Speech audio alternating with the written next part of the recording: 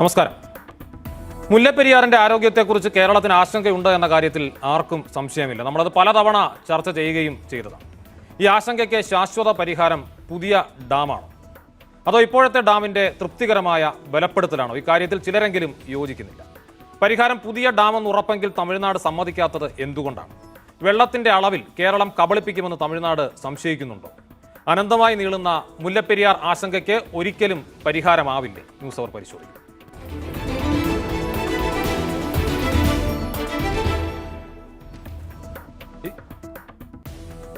ഈ വിഷയത്തിൽ പ്രതികരണങ്ങളുമായി N K Premachandran M P, മുൻ ജലവിഭവ വകുപ്പ് മന്ത്രി കൂടിയാണ്, മുൻ തമിഴ്നാട് ചീഫ് സെക്രട്ടറിയായ PC സിറിയക്ക്, ഒപ്പം അന്തർ സംസ്ഥാന നദീജലം, കേരള സർക്കാരിൻ്റെ അന്തർ സംസ്ഥാന നദീജല വിഭാഗത്തിലെ നിയമ സാങ്കേതിക ഉപദേശക സമിതിയിലെ അംഗമായ ജെയിംസ് വിൽസൺ, ഒപ്പം മുല്ലപ്പെരിയാർ സമര സമിതിയുടെ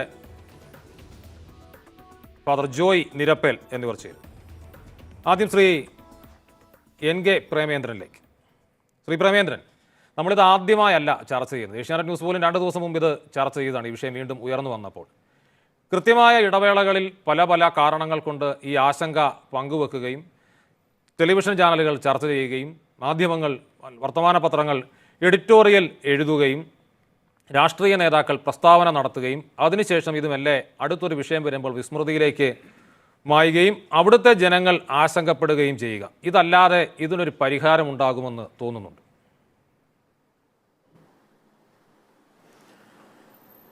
ഇതിനൊരു പരിഹാരം തീർച്ചയായും ഉണ്ടാകേണ്ടതാണ് എന്നാണ് എൻ്റെ വ്യക്തമായ അഭിപ്രായം. ഒരുപക്ഷെ കേരളത്തിലല്ലാതെ മറ്റേതെങ്കിലും ഒരു രാജ്യത്തായിരുന്നെങ്കിൽ സ്ഥിതി വ്യത്യസ്തമാകുമായിരുന്നു എന്നാണ് എൻ്റെ വിശ്വാസം. കാരണം ഈ കാര്യത്തിൽ മുല്ലപ്പെരിയാർ വിഷയവുമായി ബന്ധപ്പെട്ടുകൊണ്ട് കോടതിയിൽ നടന്നിട്ടുള്ള വ്യവഹാരങ്ങൾ, നാടും കേരളവും തമ്മിൽ നടന്നിട്ടുള്ള വിവിധ തലങ്ങളിലുള്ള ചർച്ചകൾ, ഇതെല്ലാം പരിശോധിച്ച് നോക്കിയാൽ ഒരു കാര്യം എല്ലാവരും സമ്മതിക്കുന്നതാണ്, അംഗീകരിക്കുന്നതാണ്, ഉൾക്കൊള്ളുന്നതാണ്. ഡാമിൻ്റെ സുരക്ഷയിൽ ആശങ്കയുണ്ട് അല്ലെങ്കിൽ ഉത്കണ്ഠയുണ്ട് എന്നുള്ളതൊരു വസ്തുതയാണ്. ഇപ്പോൾ 130 വർഷത്തിലധികം പഴക്കമുള്ള ഡാം കേടുകൂടാതെ 1000 വർഷത്തോളം നിലനിൽക്കുമെന്ന് വരെയുള്ള അവകാശവാദങ്ങളുമായി സാങ്കേതികമായി ഒരു ബന്ധവുമില്ലാത്തവർ പോലും പറയുന്ന സ്ഥിതി കേരളത്തിൽ തന്നെ ഉണ്ടായിട്ടുണ്ട്. എൻ്റെ വളരെ പ്രസക്തമായിട്ടുള്ള ചോദ്യം, എന്നും ഈ ഡാം ഈ നിലയിൽ റീസ്ട്രെങ്തൻ ചെയ്ത് നിലനിർത്താൻ കഴിയും എന്ന് ആരെങ്കിലും കരുതുന്നുണ്ടോ? ഇപ്പോൾ വിവിധ ഘട്ടങ്ങളിലായി പലതരത്തിലുള്ള സ്ട്രെങ്തനിങ് വർക്ക്സ് നടത്തി അതുകൊണ്ടൊരു പുതിയ ഡാമിൻ്റെ ബലം ഇതിനുണ്ട് എന്നുള്ളതാണ് തമിഴ്നാടിൻ്റെ വാദം. പക്ഷേ വസ്തുതാപരമായി പരിശോധിച്ച് നോക്കിയാൽ സുർക്കിയും ചുണ്ണാമ്പുമെല്ലാം പഴയ മിശ്രിതം കൊണ്ട് നിർമ്മിച്ച് 130 വർഷത്തിലധികം പഴക്കമുള്ള ഈ ഡാം എത്ര കാലം സുരക്ഷിതമായി നിൽക്കും എന്നാണ് ഈ വിദഗ്ധർ സൂചിപ്പിക്കുന്നത്.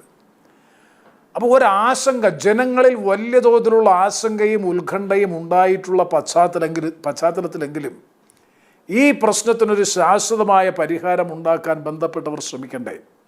ശ്രമിക്കാത്തതിന് കാരണം വളരെ വ്യക്തമാണ്. ഒരു രാഷ്ട്രീയ പരിഹാരം രൂപപ്പെടുന്നില്ല എന്നുള്ളതാണ്. ആ രാഷ്ട്രീയ പരിഹാരം സാധ്യമാകാതെ വന്ന സാഹചര്യത്തിലാണ് കേരളം സുപ്രീം കോടതിയെ സമീപിച്ചത്. വിവിധ ഘട്ടങ്ങളിൽ സുപ്രീം കോടതിയിൽ ഈ കേസുകൾ കൈകാര്യം ചെയ്തു. അതിൻ്റെ അടിസ്ഥാനത്തിലാണ് ഒരു സൂപ്പർവൈസറി കമ്മിറ്റിയെ നിയോഗിച്ചത് ഉൾപ്പെടെയുള്ള നിരവധി കാര്യങ്ങൾ ഇതുമായി ബന്ധപ്പെട്ട് ചെയ്തു.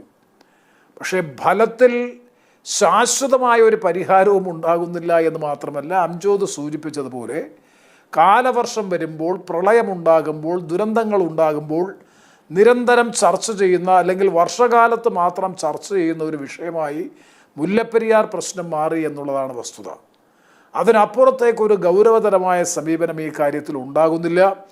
പക്ഷേ ഇപ്പോൾ എന്തുകൊണ്ടായി ഈ ചർച്ചയുണ്ടായത്? വയനാട് ദുരന്തമുണ്ടായി, അതുപോലെ സമാന സ്വഭാവത്തിലുള്ള നിരവധി ദുരന്തങ്ങളുണ്ടായി. കഴിഞ്ഞ ദിവസം തന്നെ തുംഗഭദ്ര ഡാമുമായി ബന്ധപ്പെട്ടുകൊണ്ട് അവിടുത്തെ ഡോർസ് വലിയ സമ്മർദ്ദത്തിൻ്റെ അടിസ്ഥാനത്തിൽ ഓപ്പൺ ചെയ്ത ആ പ്രത്യാഘാതമൊക്കെ രാജ്യത്തെ ജനങ്ങൾ കണ്ടുകൊണ്ടിരിക്കുകയാണ്. അപ്പോൾ അത്തരമൊരു സാഹചര്യത്തിൽ, അത്തരമൊരു പശ്ചാത്തലത്തിൽ ശാശ്വതമായ പരിഹാരം ഉണ്ടാകുമോ എന്ന് ചോദിച്ചാൽ, ഒന്നുകിൽ ഈ കാര്യത്തിൽ കേന്ദ്ര ഗവൺമെൻറ് മുൻകൈയെടുത്ത് 2 സംസ്ഥാനങ്ങളെയും വിളിച്ചു ചേർത്ത് ഒരു രാഷ്ട്രീയ പരിഹാരം, ഒരു പൊളിറ്റിക്കൽ റെസൊല്യൂഷൻ ഈ കാര്യത്തിൽ ഉണ്ടാകണം. അതിന് രാഷ്ട്രീയ കാരണങ്ങളാൽ ഒരു ഗവൺമെൻറ്റും തയ്യാറാകുന്നില്ല. അപ്പോഴാണ് സുപ്രീം കോടതിയെ, രാജ്യത്തെ നീതിന്യായ കോടതിയെ സമീപിക്കുമ്പോൾ നിർഭാഗ്യവശാൽ അവിടെയും കൃത്യമായിട്ടുള്ള വിലയിരുത്തലും ഉചിതമായിട്ടുള്ള പരിഹാരമാർഗവും ഉണ്ടാകാത്ത സാഹചര്യത്തിൽ ആശങ്കയിലും ഉത്കണ്ഠയിലും മാത്രം കഴിയാൻ വിധിക്കപ്പെട്ടവരായി ഈ ഡൗൺ സ്ട്രീമിലുള്ള കേരളത്തിലെ സാധാരണ ജനങ്ങൾ മാറിത്തീരുന്നൊരവസ്ഥയാണുള്ളത്. പിന്നെ ഡാം ഇപ്പോൾ എന്തെങ്കിലും സംഭവിക്കുമോ എന്ന് ചോദിച്ചാൽ സംഭവിക്കില്ല എന്ന് പറയാൻ ആർക്ക് കഴിയും? ആധികാരികമായി ആർക്ക് കഴിയും? കാരണം ലോകത്തുണ്ടായിട്ടുള്ള നിരവധി സംഭവങ്ങൾ നമ്മുടെ എല്ലാവരുടെയും മുമ്പിലുണ്ട്. ഡാം തകരുന്നതിന് ഒരാഴ്ച മുമ്പ് ചീഫ് എഞ്ചിനീയർ പോയി ഇൻസ്പെക്ട് ചെയ്ത് ഇത് സമ്പൂർണ്ണമായും സേഫാണ്, സുരക്ഷിതമാണ് എന്ന് പ്രഖ്യാപിച്ച ഡാം തകർന്ന സംഭവങ്ങൾ തന്നെ നമ്മുടെയൊക്കെ മുമ്പിലുണ്ട്. എൻ്റെ പ്രശ്നം ഞാൻ ആവർത്തിച്ച് പറയുന്നു, ഒരുപക്ഷെ സ്ട്രക്ചറലി സേഫാണ് എന്ന് തന്നെ അസ്യൂം ചെയ്യും. എത്ര കാലം? എന്തായാലും ഇന്നല്ലെങ്കിൽ നാളെ ഈ ഡാം പുതുക്കി പണിതേ മതിയാവൂ, അല്ലെങ്കിൽ ഒരു പുതിയ ഡാം നിർമ്മിച്ചേ മതിയാവൂ. അങ്ങനെയെങ്കിൽ ദശലക്ഷക്കണക്കിന് ജനങ്ങൾ ആശങ്കയും ഉത്കണ്ഠയും കൊണ്ട് വലിയ തോതിലുള്ള പ്രശ്നമായി നിലനിൽക്കുന്ന ഒരു സാഹചര്യത്തിൽ എന്തുകൊണ്ട് അതിപ്പോഴായിക്കൂടാ എന്ന പ്രസക്തമായ ചോദ്യമാണ് നമ്മൾ തമിഴ്നാടിന്റെ മുമ്പാകെ വെക്കുന്നത്. എന്തുകൊണ്ട് തമിഴ്നാട് അതിന് നേരത്തെ സൂചിപ്പിച്ചു, രാഷ്ട്രീയ പരിഹാരത്തിന് കേന്ദ്ര സർക്കാരുകൾ മുൻകൈ എടുക്കുന്നില്ല പല പല കാരണങ്ങൾ കൊണ്ട്. പിന്നെയുള്ളത് നിയമപരമായ പരിഹാരമാണ്. സുപ്രീം കോടതിയെ ബോധ്യപ്പെടുത്താൻ കഴിയുന്നില്ല, അല്ലെങ്കിൽ സുപ്രീം കോടതിക്ക് ബോധ്യപ്പെടുന്നില്ല. പല കാലങ്ങളായി പല തലത്തിലുള്ള വ്യവഹാരങ്ങളായി. ആരുടെ വീഴ്ചയാണ്? കേരളത്തിലെ ഈ ജനങ്ങളുടെ, പ്രത്യേകിച്ച് ആ മേഖലയിലെ ജനങ്ങളുടെ ഇത്രയും വലിയ ആശങ്ക കോടതിയെ ബോധ്യപ്പെടുത്താൻ കഴിയാതിരിക്കുകയും തമിഴ്നാടിൻ്റെ പക്ഷം വിജയിച്ചു പോവുകയും അല്ലെങ്കിൽ അവരാഗ്രഹിക്കുന്നത് സാധിച്ചു വരികയും ചെയ്യുന്നത് നമ്മുടെ നിയമ പോരാട്ട സംവിധാനത്തിൻ്റെയും അതിൻ്റെ മേൽനോട്ടത്തിൻ്റെയും ദൗർബല്യവും തമിഴ്നാടിൻ്റെ മികവുമാണോ? എന്ന് പറയാൻ കഴിയില്ല. ഞാൻ 5 വർഷം മന്ത്രിയായിരുന്നു. ഇപ്പോൾ ഈ പാനലിലുള്ള ശ്രീ ജെയിംസ് വിൽസൺ ഉൾപ്പെടെ ഉള്ളവർ, ശ്രീ സിറിയക് സാർ ഉൾപ്പെടെ ഉള്ളവരൊക്കെ ഞങ്ങൾ അന്ന് നിരന്തരം ചർച്ചകളിൽ പങ്കെടുത്തവരാണ്. ജെയിംസ് വിൽസൺ ഇതിനെ സംബന്ധിച്ച് ഞാൻ മന്ത്രിയായിരുന്ന കാലഘട്ടത്തിൽ ഞാൻ തന്നെയാണ് മുൻകൈ എടുത്ത് അദ്ദേഹത്തെ കൂടി ഇൻഡസ്ട്രിയൽ വാട്ടർ ഇതുമായി ബന്ധപ്പെട്ട മേഖലയിലേക്ക് കൊണ്ടുവന്നത്. അന്ന് VS ഗവൺമെൻറ്റിൻ്റെ കാലഘട്ടമായിരുന്നു. ഏറ്റവും ഫലപ്രദമായ നിലയിൽ ഞങ്ങൾ ആ കേസ് നടത്തിയെന്ന് മാത്രമല്ല, ഞാൻ ആഴ്ചകളോളം സുപ്രീം കോടതിയിൽ പോയി ഹരീഷ് സാൽവെയോടൊപ്പം കോടതിയിൽ പോയി ഏറ്റവും നല്ല നിയമയുദ്ധം നടത്തി. ആ നിയമയുദ്ധം നടത്തിയതിൻ്റെ അടിസ്ഥാനത്തിൽ ഒരു തരത്തിലും പുനർവിചിന്തനത്തിന് തയ്യാറല്ലാവരുത്, അല്ലെങ്കിൽ അന്തിമവിധി പ്രഖ്യാപിച്ച ഒരു കേസ് റീഓപ്പൺ ചെയ്തു എന്ന് മാത്രമല്ല, ഡാമിൻ്റെ സുരക്ഷയെ സംബന്ധിച്ച് പരിശോധിച്ച് വിദഗ്ധമായ പഠനത്തിന് ശേഷം റിപ്പോർട്ട് സമർപ്പിക്കാനും വേണ്ടി ഒരു ഹൈ എംപവേർഡ് കമ്മിറ്റിയെ നിയോഗിച്ചു. കേരളത്തിൻ്റെ പ്രതിനിധി അടക്കം തമിഴ്നാടിൻ്റെ പ്രതിനിധി ഉൾപ്പെടെ 5 പേരടങ്ങുന്ന വിദഗ്ധ സമിതിയെ നിയോഗിച്ചു. കേരളത്തിൻ്റെ പ്രതിനിധിയായി ഞങ്ങൾ അന്ന് VS ഗവൺമെൻറ്റിൻ്റെ കാലയളവിൽ നിയോഗിച്ചത് ബഹുമാനപ്പെട്ട സുപ്രീം കോടതിയുടെ retired judge justice KT Thomas ആയിരുന്നു.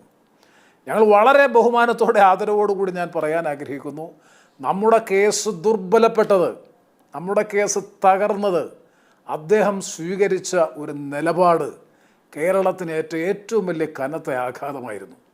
അദ്ദേഹം ഒരു ഘട്ടത്തിൽ പറഞ്ഞു, ഞാൻ കേരളത്തിൻ്റെ പ്രതിനിധിയല്ല, ഞാനൊരു റിട്ടയർഡ് ജഡ്ജാണ്, ഞാൻ നിഷ്പക്ഷമായി നിലപാട് സ്വീകരിക്കുന്നയാളാണ്. നിങ്ങളറിയണം, 5 പേരടങ്ങുന്ന സുപ്രീം കോടതി ചോദിച്ചതാണ്. നമ്മളന്ന് റൂർക്കി IIT കൊണ്ട്, ഡൽഹി IIT കൊണ്ട് അതിപ്രളയമുണ്ടായാലുള്ള സാധ്യതകളെ സംബന്ധിച്ചുള്ള പഠനം നടത്തിച്ചു. ഭൂകമ്പമുണ്ടായിക്കഴിഞ്ഞാൽ ഭൂചലന സാധ്യതയെ സംബന്ധിച്ചുള്ള പഠനം നടത്തി. സ്ട്രക്ചറൽ സേഫ്റ്റിയെ സംബന്ധിച്ചുള്ള ഇൻഡിപെൻഡൻറ്റ് സ്റ്റഡി നടത്തി. IIT പോലെയുള്ള ഇൻഡിപെൻഡൻ്റ് ആയിട്ടുള്ള സയൻറ്റിഫിക് ഇൻസ്റ്റിറ്റ്യൂഷൻസ് നടത്തിയിട്ടുള്ള പഠനങ്ങളിലൊക്കെ കൃത്യമായ കണക്കുകളുടെ അടിസ്ഥാനത്തിൽ ബഹുമാനപ്പെട്ട സുപ്രീം കോടതിയുടെ മുമ്പാകെ എസ്റ്റാബ്ലിഷ് ചെയ്തു ഡാം അൺസേഫാണ് എന്ന്. എസ്റ്റാബ്ലിഷ് ചെയ്തതിൻ്റെ അടിസ്ഥാനത്തിലാണ് നേരത്തെ തീർപ്പ് കൽപ്പിച്ച വിധി പുനഃപരിശോധിച്ചുകൊണ്ട് ബഹുമാനപ്പെട്ട സുപ്രീം കോടതിയുടെ ഭരണഘടനാ ബെഞ്ച് ഈ കാര്യം പുനഃപരിശോധിക്കാനും ഇതൊന്നുകൂടി പരിശോധിക്കാനും വേണ്ടി 5 അംഗ എക്സ്പേർട്ട് കമ്മിറ്റിയെ നിയോഗിച്ചത്. നിർഭാഗ്യവശാൽ ആ 5 അംഗ എക്സ്പേർട്ട് കമ്മിറ്റിയിൽ കേരളത്തിൻ്റെ പ്രതിനിധിയായി നിയോഗിക്കപ്പെട്ട ബഹുമാനപ്പെട്ട ജസ്റ്റിസ് KT തോമസ് സാർ എടുത്തൊരു നിലപാട്, അതും അവസാന ഘട്ടത്തിൽ അദ്ദേഹം എടുത്ത നിലപാട്, 100 അല്ല 1000 വർഷം കഴിഞ്ഞാലും ഈ ഡാമിന് ഒരു കുഴപ്പവുമില്ല എന്നൊരു നിലപാട് സ്വീകരിച്ചു. അദ്ദേഹം ഒരു റിപ്പോർട്ട് കൊടുത്തത് കേരളത്തെ സംബന്ധിച്ചിടത്തോളം താങ്ങാനാകാത്ത ആഘാതമായി പോയി. സത്യത്തിൽ ബഹുമാനപ്പെട്ട കോടതി ചോദിച്ചു, നിങ്ങൾ നിശ്ചയിച്ച നിങ്ങളുടെ പ്രതിനിധിയായിട്ടുള്ളയാൾ നിങ്ങളുടെ നിലപാടിനോട് യോജിക്കുന്നില്ലെങ്കിൽ പിന്നെ എങ്ങനെയാണ് നിങ്ങൾ ഈ പറയുന്നതിനെ കോടതിക്ക് ഉൾക്കൊള്ളാൻ കഴിയുക എന്ന ചോദ്യത്തിന് കേരളത്തിന് ഉത്തരം പറയാൻ കഴിഞ്ഞില്ല. കേരളം സത്യത്തിൽ ഉത്തരം പറയാൻ കഴിയാതെ വഴിമുട്ടി. അതാണ് അവിടെ സംഭവിച്ചത്. ഇങ്ങനെ ഓരോ ഘട്ടത്തിൽ ഓരോ തരത്തിൽ പലപ്പോഴും കേരളത്തിനെതിരായിട്ടുള്ള നിലപാടുകൾ വന്നതുകൊണ്ട് സത്യത്തിൽ എനിക്ക് ഇപ്പോഴും വലിയ നിരാശയുണ്ട്. സത്യത്തിൽ ഞാനന്ന് ഗവൺമെൻറ്റില്ല, LDF ഗവൺമെൻറ് കഴിഞ്ഞതിന് ശേഷം ബഹുമാനപ്പെട്ട PJ ജോസഫ് സാറിൻ്റെ നേതൃത്വത്തിലുള്ള വാട്ടർ റിസോഴ്സസ് വകുപ്പായിരുന്നു പിന്നീട് അവരും അത് നല്ലതുപോലെ മുന്നോട്ട് കൊണ്ടുപോയി ഒരു ഘട്ടം വന്നപ്പോൾ ഇതായിരുന്നു കേരളത്തിനേറ്റ തിരിച്ചടി. അതിനുശേഷം ഇപ്പോൾ പല തരത്തിലുള്ള ശ്രമങ്ങളുണ്ടായി, പല തവണ പ്രതീക്ഷയുടെ വക്കോളം എത്തി. പക്ഷേ ഇപ്പോഴും ഈ 2024 ഈ സമയവും നമ്മളിപ്പോൾ ഇന്നത്തെ അത്ര നവമാധ്യമങ്ങളില്ല ആ കാലത്ത്. ഇപ്പോഴാണെങ്കിൽ കൂടുതൽ ഈ ഓരോ ദിവസവും വിദേശത്തുള്ള ആളുകളടക്കം ഷെയർ ചെയ്യുന്ന ഒരു കാർഡായി മുല്ലപ്പെരിയാർ എന്ന ജലബോംബ് എന്ന് സൂചനയായി നിൽക്കുന്നു. ഞാൻ സിറിയക് സാറിലേക്കും ഒപ്പം ഫാദർ നിരപ്പേലിലേക്കും വരുന്നതിന് മുമ്പ് ജെയിംസ് വിൽസണിലേക്കാണ്. ഒരു കാര്യം ഇപ്പോഴും ഈ ചർച്ചകളൊക്കെ കാണുന്ന ആളുകൾ, ഒരുപക്ഷെ ആ മേഖലയിലുള്ള ആളുകൾ ഏറ്റവും ആദ്യം അറിയാൻ ആഗ്രഹിക്കുന്ന ചോദ്യത്തിന് ചുരുക്കിയൊരു ഉത്തരം: ഈ ഡാം തകരാനുള്ള സാധ്യതയുണ്ടോ ഉടനെങ്ങാനും? അതല്ലെങ്കിൽ ഈ ഡാം സുരക്ഷിതമാണെന്ന വാദം ശരിയാണ്?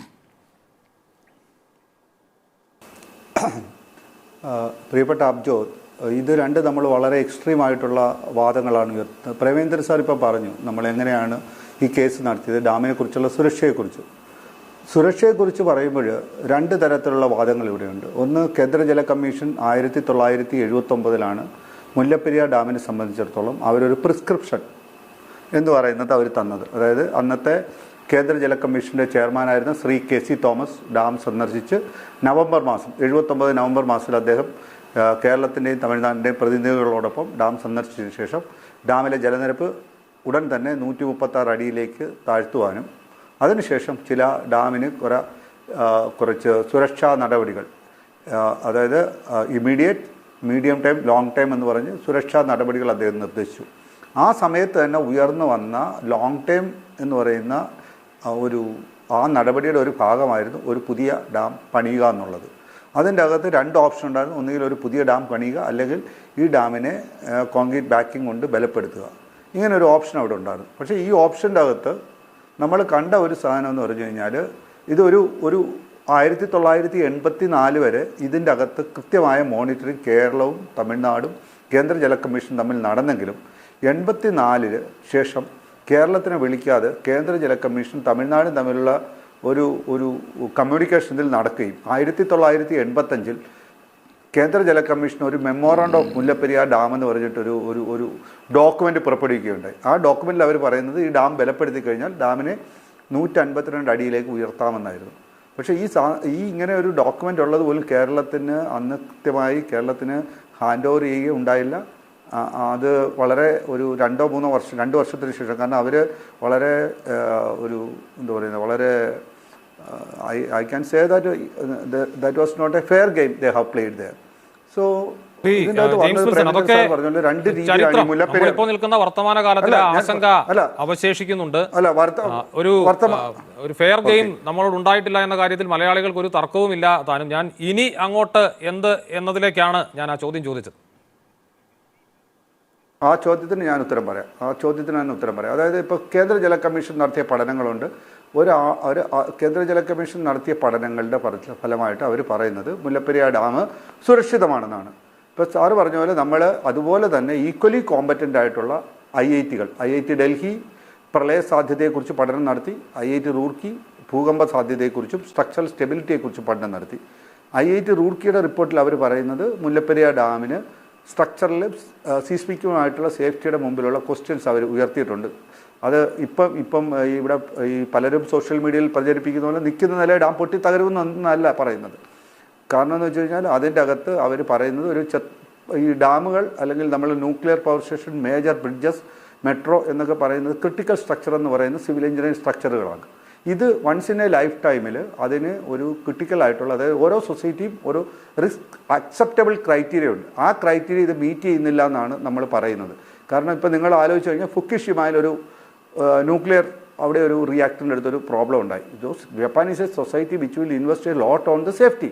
ബട്ട് ദാറ്റ് ഇൻസിഡൻറ്റ് ഉണ്ടായി കഴിഞ്ഞപ്പോഴാണ് ഇങ്ങനെ ഒരു പ്രശ്നം. അപ്പോൾ ഇന്ന് ഞാൻ മുല്ലപ്പെരിയാറിലൊരു ഡാം പണിയാൻ പോകുമ്പോൾ അല്ലെങ്കിൽ പുതിയ ഡാം പണിയാനായിട്ട് കേരളം അല്ലെങ്കിൽ തമിഴ്നാട് അല്ലെങ്കിൽ കേന്ദ്ര സർക്കാർ ആരെങ്കിലും ശ്രമിച്ചു കഴിഞ്ഞു കഴിഞ്ഞാൽ കേന്ദ്ര ജല commission, ministry of environment and forest, central water commission, CSMRS, GSI എന്നീ ഏജൻസികളുടെ അനുമതി ആവശ്യമുണ്ട്. അവർ ഇന്ന് ഇൻസിസ്റ്റ് ചെയ്യുന്ന modern standards Mullaperiyar dam meet ചെയ്യുന്നില്ല എന്നുള്ളത് കൊണ്ട് തന്നെയാണ് നമ്മളൊരു പുതിയ ഡാം വേണമെന്ന് പറയുന്നത്. അതിലേക്ക് ഇപ്പം നമ്മൾ കേരള ഗവൺമെൻറ് നമ്മൾ അതിൻ്റെ ഒരു പിന്നെ പുതുക്കിയ DPRൻ്റെ ഒരു EIA നടത്തുന്നതിനുള്ള അപേക്ഷ കൊടുത്തെങ്കിലും അതിൻ്റെ അകത്ത് യൂണിലാറ്ററൽ ആയിട്ടുള്ള ഒരു നിലപാടാണ് ministry of environment and forest സ്വീകരിച്ചത്. അത് ഒട്ടും ശരിയല്ല. കാരണം എന്ന് വെച്ച് കഴിഞ്ഞാൽ തമിഴ്നാട് ഇതിനെതിരെ സുപ്രീം കോടതിയിൽ ഞങ്ങളുടെ സമയത്ത് തന്നെ നമ്മൾ ഈ ചർച്ച നടത്തുന്നതല്ലാതെ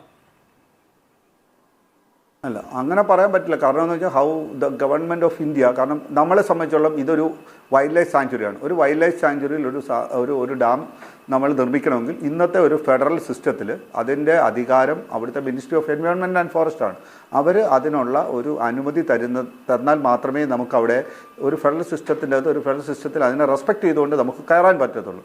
അപ്പോൾ അതിനുള്ള അനുമതി അവർ നിഷേധിച്ചപ്പോൾ ഓർക്കേണ്ട ഒരു കാര്യമുണ്ട്. സുപ്രീം കോടതിയിൽ തന്നെ ഇത് പറഞ്ഞപ്പോൾ സുപ്രീം കോടതി തന്നെ പറഞ്ഞിട്ടുണ്ട്, ഒരു സംസ്ഥാനത്തിന് ഏത് രീതിയിലുള്ള പഠനം നടത്തുന്നതിനും അതിനെ എതിർക്കാൻ അവർക്ക് സാധിക്കില്ല. അത് ആ സംസ്ഥാനത്തിൻ്റെ പ്രോഗേറ്റീവാണ്.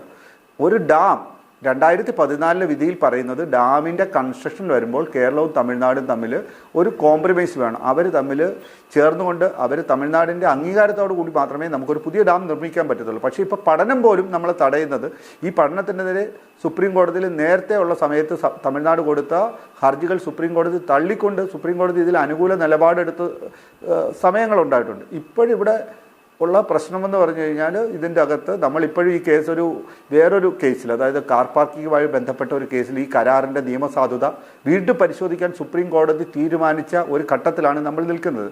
രണ്ട് തരത്തിലുള്ള ഇഷ്യൂസ് ഇവിടെ ഉണ്ട്. ഒന്ന്, ഒരു സേഫ്റ്റിയുടെ ഇഷ്യൂ ഉണ്ട്.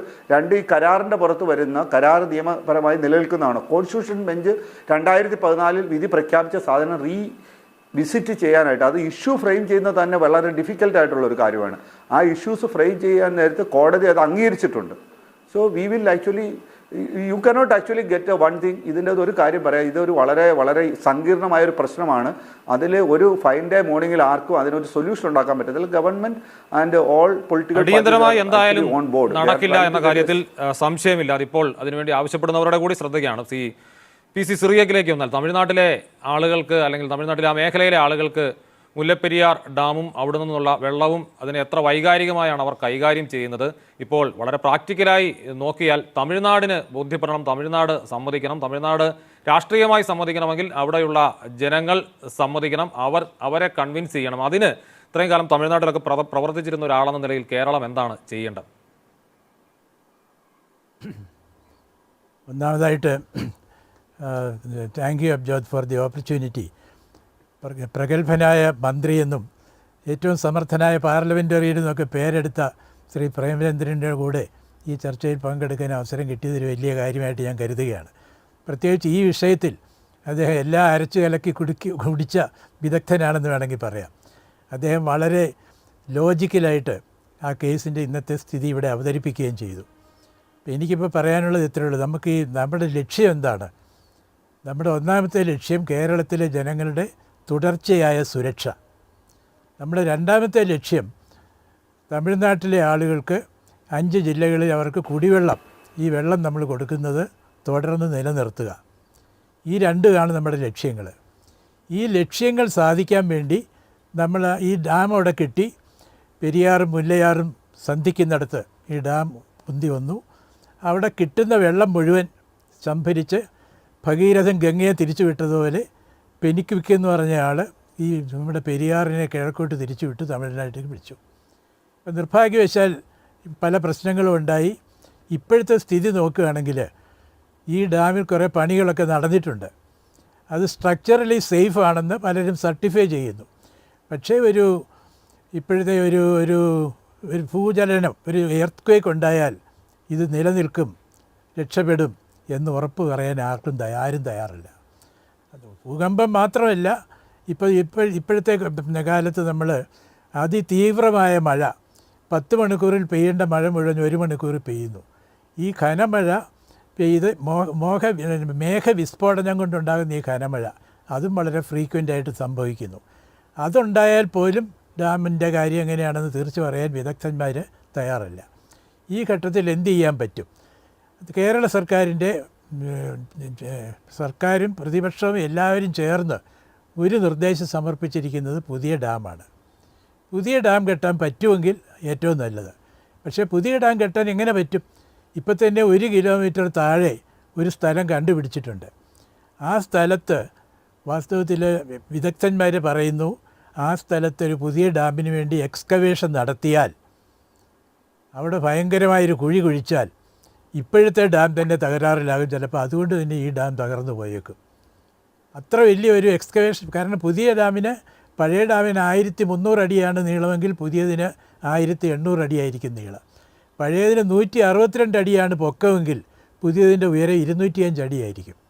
അപ്പോൾ അങ്ങനെ ഒരു വലിയൊരു പഴയതിനേക്കാളും ഒരു 40-45% കൂടുതലായിട്ട് വെള്ളം സംഭരിക്കുന്ന കഴിവുള്ളതായിരിക്കും പുതിയ ഡാം. കാരണം താഴോട്ട് ഇറക്കിയാണ് കിട്ടുന്നത്.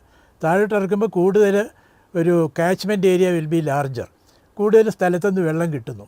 അപ്പോൾ അത് കുറേ കൂടെ വലിയ ഡാമാകുന്നു. അതിനുവേണ്ടിയുള്ള ഫൗണ്ടേഷൻ കുഴിക്കുമ്പോൾ അപകടത്തിലാകും എന്നുള്ളത് ഒരു പോയിൻ്റ്. രണ്ടാമത്തെ പോയിൻ്റ്, ഈ ഡാമിന് ഇപ്പോൾ 2000 കോടി രൂപ മുടക്കേണ്ടി വരും കേരളത്തിന്. ജനങ്ങളുടെ സുരക്ഷയെ സംബന്ധിച്ചിടത്തോളം 2000 കോടി is nothing we can say. സുരക്ഷ അതുകൊണ്ട് ഉറപ്പാകുമെങ്കിൽ. പക്ഷേ നിർഭാഗ്യവശാൽ വേറൊരു വലിയ പ്രശ്നം വരുന്നത്, ഇപ്പം 100 കൊല്ലം കഴിയുമ്പോഴത്തേക്ക് ഈ ഡാമും സുരക്ഷിതമല്ലെന്ന് നമ്മൾ പറയും. അപ്പം മൂന്നാമതൊരു ഡാം വേണ്ടി വരും. മൂന്നാമതൊരു ഡാമിന് വീണ്ടും താഴോട്ട് ഇറങ്ങിയാൽ അങ്ങനെ എവിടെ പോയി നിൽക്കും? കേരളത്തിൻ്റെ കാച്ച്മെൻറ്റ് ഏരിയ മുഴുവൻ തമിഴ്നാടിന് കൊടുക്കാൻ പറ്റുമോ? പിന്നെ മൂന്നാമത്തെ ഡാം ഇതിലും താഴെ പോകുന്ന വെള്ളം സംഭരിച്ചു കഴിഞ്ഞാലും എന്താണ് ഇപ്പോഴത്തെ ഈ ആശങ്കയ്ക്കുള്ള പരിഹാരം? ഞാൻ പറയാൻ കേരളം പുതിയ ഡാം പണിതാൽ ഇപ്പോഴെ നൽകുന്നത് പോലെ വെള്ളം നൽകാതെ അല്ലെങ്കിൽ പുതിയ കരാറൊക്കെ ഉണ്ടാക്കി പുതിയ പുതിയ നിബന്ധനകൾ ഉണ്ടാക്കുമെന്ന സംശയം തമിഴ്നാട്ടിലെ ജനങ്ങൾക്കും സർക്കാരിനുമുണ്ടോ?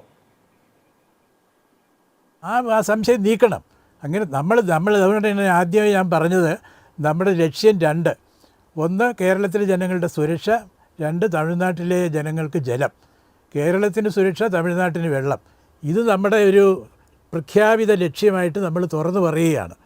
ഇന്നല്ല, 999 കൊല്ലമല്ല, അത് കഴിഞ്ഞാലും നമ്മളിത് കൊടുക്കുമെന്ന് നമ്മൾ ഗ്യാരണ്ടി ചെയ്യുകയാണ്.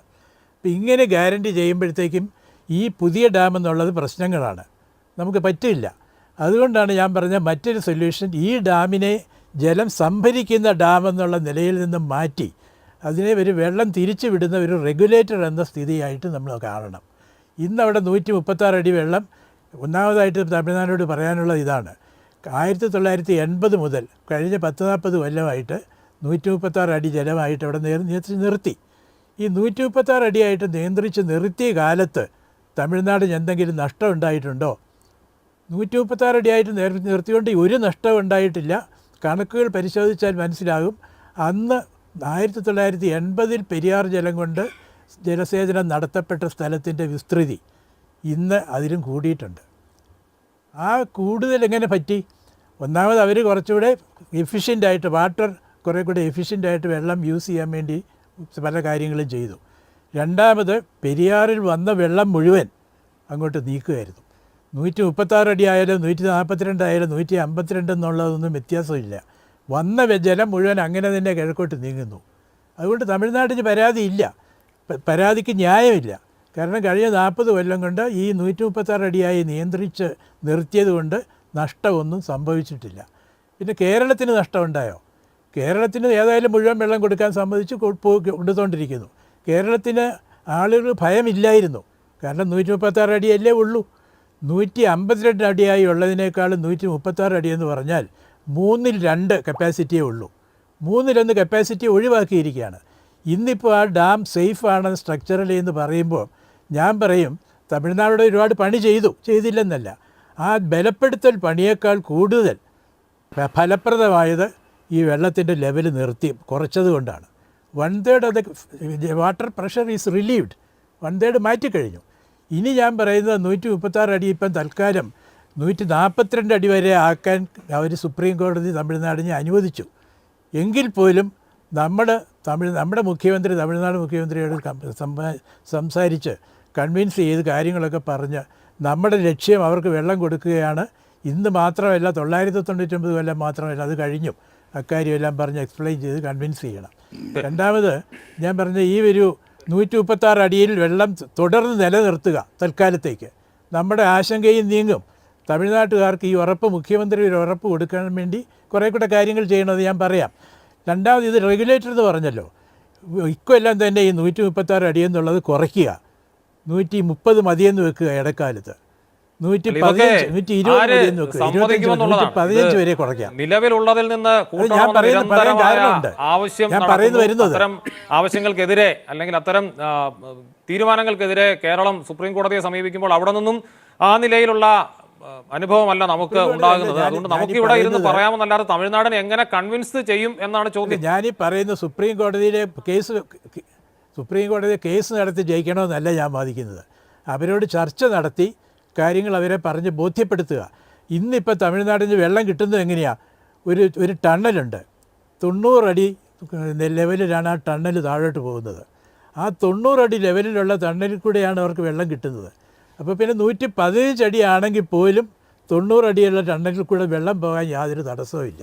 അങ്ങനെ ഒരു സംഗതി അവരെ പറഞ്ഞ് ബോധ്യപ്പെടുത്തുക. കിട്ടുന്ന വെള്ളം മുഴുവൻ എടുത്തോ, അങ്ങോട്ട് വിടുക. നമ്മൾ പുതിയ ഡാം ഇപ്പം 115 അടിയേ ഉള്ളെങ്കിൽ മുല്ലപ്പെരിയാർ ഡാമിൻ്റെ കപ്പാസിറ്റിയുടെ 1/4 ആകുമെന്നാണ് എൻ്റെ ഉദ്ദേശം. അത് ഡാം കർവ് കണ്ടാലേ കൃത്യം പറയാൻ പറ്റുള്ളൂ. എൻ്റെ വിചാരം 1/4 കാണുകയുള്ളൂ കപ്പാസിറ്റി. 1/4 പ്രഷർ മാത്രമേ ഉള്ളെങ്കിൽ dam will be not in trouble എന്ന് നമുക്ക് പറയാം. അത്ര കുറഞ്ഞ പ്രഷർ. അപ്പോൾ അത്രയും കുറഞ്ഞ പ്രഷറിൽ ഈ ശക്തി ബലപ്പെടുത്തിയ ഡാം, അതിനെ നമ്മൾ ഒരു വെറും റെഗുലേറ്റർ പോലെ ഒരു 2-3 കൊല്ലം കൊണ്ട് നമ്മളിത് താഴോട്ട് മാറ്റുകയാണ്.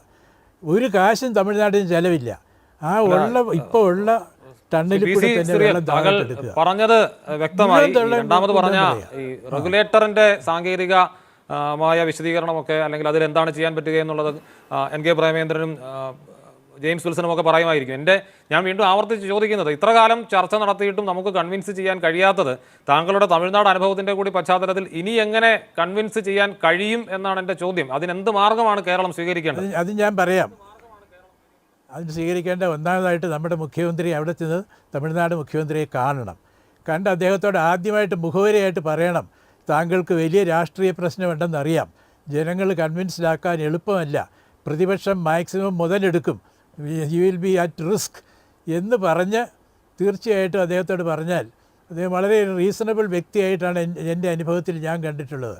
അദ്ദേഹത്തോട് ഈ കാര്യം പറഞ്ഞ് ഇതാണ് സംഗതി, നിങ്ങൾക്ക് വെള്ളം അങ്ങനെ നോക്കിയാൽ സമീപകാലങ്ങളെയൊക്കെ അപേക്ഷിച്ച് വ്യക്തിപരമായും രാഷ്ട്രീയമായും ഒക്കെ വളരെ അടുപ്പം പ്രകടിപ്പിക്കുകയും അങ്ങോട്ടും ഇങ്ങോട്ടുമുള്ള പ്രധാനപ്പെട്ട സംഭവ വികാസങ്ങളുടെ സമയത്തെ സഹകരണവും അനുകൂല മനോഭാവം ഒക്കെ വെച്ച് നോക്കിയാൽ ആ നിലയിൽ ആശയവിനിമയത്തിലുള്ള ഏറ്റവും അനുകൂലമായ സമയം കൂടിയാണിത്.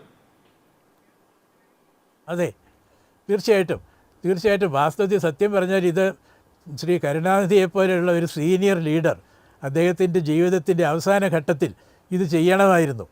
ഞാൻ അന്ന് അങ്ങനെ ഒരു ചില നിർദ്ദേശങ്ങൾ വെച്ചെങ്കിലും അത് നിർഭാഗ്യവശാൽ നടന്നില്ല. പക്ഷേ ഞാൻ പറയുന്നത്, ഇപ്പം ശ്രീ സ്റ്റാലിനും അദ്ദേഹത്തിന് മുമ്പ് നമ്മൾ ഉദ്ദേശിച്ചതിനേക്കാൾ കൂടുതൽ പക്വമതിയായിട്ടും പ്രായോഗിക ബുദ്ധിയുള്ള ആളുമായിട്ടാണ് കാണുന്നത്.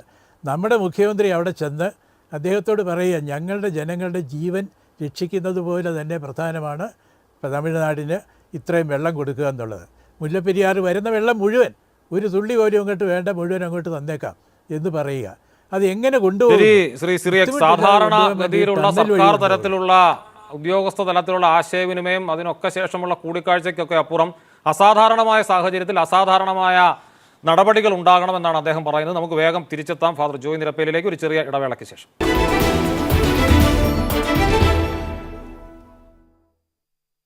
ഫാദർ ജോയ് നിരപ്പേൽ, നമ്മൾ ഇതുപോലെ പലവട്ടം ചർച്ചകൾ നടത്തിയിട്ടുണ്ട്. ഒരുപക്ഷെ ആ നാട്ടിലെ ജനങ്ങൾക്ക് വീണ്ടും നമ്മളിത് ചർച്ച ചെയ്യുന്നത് കാണുമ്പോൾ ഒരുപക്ഷെ പരിഹാസം വരെ തോന്നാം. കാരണം ഈ ചർച്ചയല്ലാതെ നടപടികളൊന്നും ഉണ്ടാകുന്നില്ല, കേസുകളല്ലാതെ, കേസ് നടത്തിപ്പിലെ വീഴ്ചകളെക്കുറിച്ചുള്ള ചർച്ചകളല്ലാതെ പിന്നെയും നടപടികളൊന്നും ഉണ്ടാകുന്നില്ല. ഏതെങ്കിലും തരത്തിൽ ശുഭപ്രതീക്ഷയുണ്ടോ ഈ വീണ്ടും ഒരിക്കൽ കൂടി മുല്ലപ്പെരിയാർ വിഷയം ഇങ്ങനെ അന്തരീക്ഷത്തിൽ ഉയർന്നു വരുമ്പോൾ?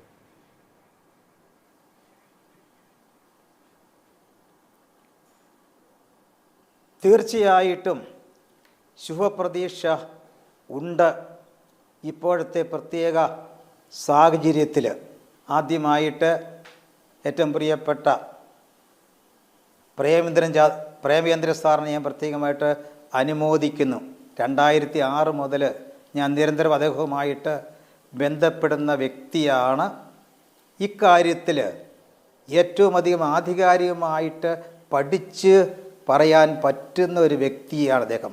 അതുപോലെ തന്നെ നമുക്ക് വേണ്ടി ഏറ്റവും നന്നായിട്ട് ആർജവത്വത്തോടെ പ്രവർത്തിച്ച ഒരു മന്ത്രിയായിരുന്നു അദ്ദേഹത്തെ പ്രത്യേകം അനുമോദിക്കുന്നു. നമുക്ക് പ്രതീക്ഷയുണ്ട് എന്ന് പറയാൻ കാരണം ഇപ്പോഴത്തെ പ്രത്യേക സാഹചര്യം നമ്മൾ കണക്കിലെടുക്കണം. ഞാൻ ചരിത്രവും ഭൂമിശാസ്ത്രവും ഒന്നും പറയുന്നില്ല. കാരണം 2006 മുതൽ 18-19 വർഷമായിട്ട് ഞാൻ നിരന്തരം മുല്ലപ്പെരിയാർ സമരസമിതി നിരന്തരം ഇക്കാര്യത്തിൽ പോരാടുന്നവരാണ്.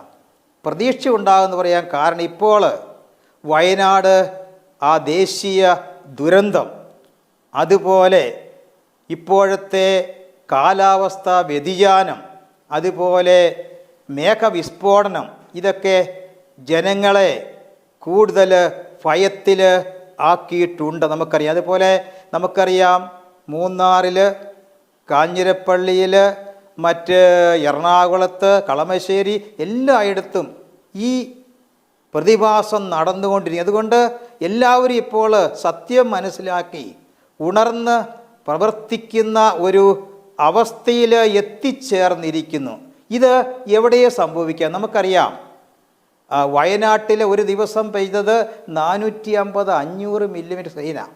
അതിൻ്റെ പകുതി നമ്മുടെ ഈ മുല്ലപ്പെരിയാർ വൃഷ്ടിപ്രദേശത്ത് പെയ്താൽ ആ ഡാം തീർച്ചയായിട്ടും തകരും. അതുകൊണ്ട് ഇതൊരു സത്യാവസ്ഥ ജനങ്ങൾ മനസ്സിലാക്കുന്നു. ചോദിച്ചോട്ടെ, നമ്മുടെ PC ശ്രീക്ക് അവസാനം പറഞ്ഞ് നിർത്തിയത് ഈ നിയമപരമായ പരിഹാരമൊക്കെ PC ശ്രീക്ക് മാത്രമല്ല, ജെയിംസ് വിൽസണും NK പ്രേമേന്ദ്രനും ഒക്കെ പറഞ്ഞു, നിയമപരമായ പരിഹാരം എന്ന് പറഞ്ഞാൽ ഇന്നോ നാളെയോ ഉണ്ടാവുന്ന ഒന്നല്ല, അത് വർഷങ്ങൾ എടുക്കുമെന്ന കാര്യത്തിൽ ഒരു സംശയവുമില്ല. രാഷ്ട്രീയ പരിഹാരം തന്നെയാണ് ഏറ്റവും അഭികാമ്യം. അതാണെങ്കിലേ ഏറ്റവും കുറഞ്ഞ സമയം കൊണ്ട് സാധ്യമാവുകയുമുള്ളൂ. ഇപ്പോൾ PC ശ്രീയൊക്കെ സൂചിപ്പിച്ചതുപോലെ നേരിട്ട് നമ്മുടെ മുഖ്യമന്ത്രി എത്തി എല്ലാ രേഖകളും അല്ലെങ്കിൽ അവരെ ബോധിപ്പിക്കാൻ കഴിയുന്ന രീതിയിൽ ഒരു ചർച്ചയ്ക്കുള്ള സമയമാണിതെന്ന് കരുതുന്നുണ്ടോ? തീർച്ചയായിട്ടും ഇക്കാര്യം ഞങ്ങൾ ആദ്യമായിട്ട് ഉന്നയിച്ചത് മുല്ലപ്പെരിയാർ സമരസമിതിയാണ്. സുപ്രീം കോടതി പല പ്രാവശ്യം പറഞ്ഞു, കോടതിക്ക് വെളിയിൽ നിങ്ങൾ ഒരു തീരുമാനം ഉണ്ടാക്കുക, പ്രത്യേകിച്ച് തീർച്ചയായിട്ടും ഇതിന് പരിഹാരം ഉണ്ടാകും. കാരണം നമ്മുടെ മുദ്രാവാക്യം എന്ന് പറയുന്നത്